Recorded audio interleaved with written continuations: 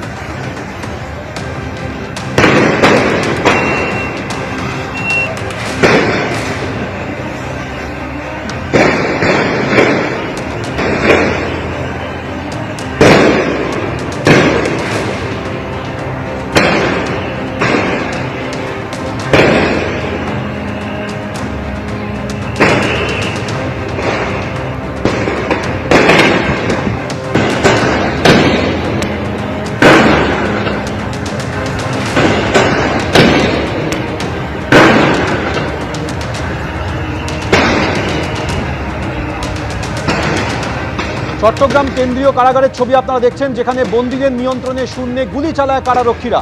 বর্তমানে চট্টগ্রাম কেন্দ্রীয় কারাগারে রয়েছেন 5000 বন্দী। এরপরই কারাগারের ভিতরে প্রবেশ করে সেনা। কিছু বন্দী অশান্তি ছড়ানোর চেষ্টা করছে, পরিস্থিতি নিয়ন্ত্রণে আনার চেষ্টা চলছে, দাবি চট্টগ্রাম কেন্দ্রীয় কারাগার কর্তৃপক্ষের।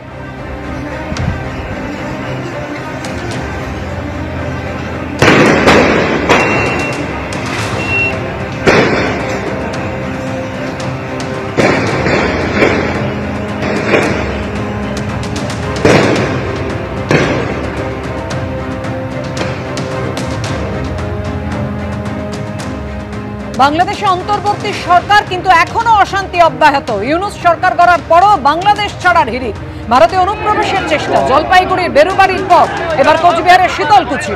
শীতলকুচিতে ভারত বাংলাদেশ সীমান্তে কাঁটাতারের ওপারে হাজার হাজার মানুষের জমায়েত।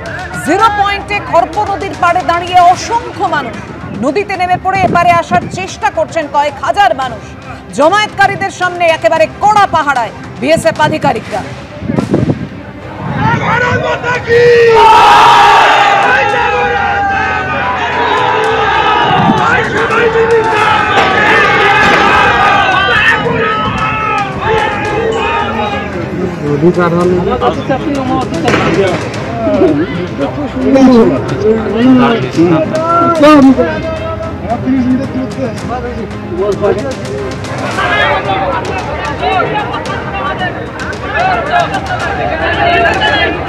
জলপাইগুড়ির বেরুবাড়ির পর এবার কোচবিহারের শীতলকুচি, আবার সেই এক ছবি। সীমান্তের ওপারে হাজার হাজার মানুষের ভিড়।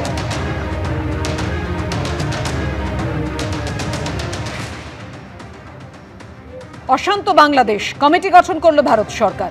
ইন্দো বাংলাদেশ সীমান্ত পরিস্থিতির ওপর নজর রাখবে বিএসএফ এর এডিজি ইস্টার্ন কমান্ড। ওপারে থাকা সংখ্যালঘুদের সুরক্ষা ও নিরাপত্তা সুনিশ্চিত করতে বাংলাদেশ কর্তৃপক্ষের সঙ্গে যোগাযোগ রাখবে এই কমিটি। এক্স হ্যান্ডেলে পোস্ট কেন্দ্রীয় স্বরাষ্ট্রমন্ত্রী অমিত শাহ।